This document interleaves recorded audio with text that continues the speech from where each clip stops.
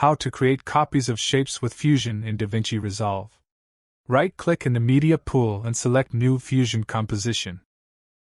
Double-click on the composition to open it on the Fusion page. Open up the Effects panel, expand Tools, and click on Shape. Add a star and a render node and attach them to the media out. Instead of a star, you can add a rectangle, ellipse, or gone as well. Now we have this star shape and I want to create some copies from it. First, select the star node and in the inspector decrease its size.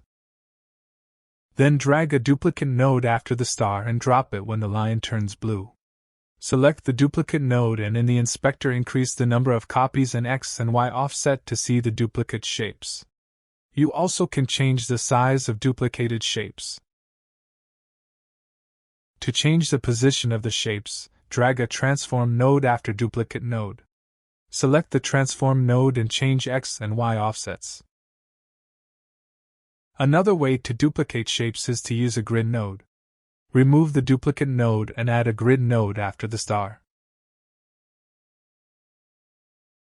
Select the grid node and in the inspector, you can change number of horizontal and vertical copies.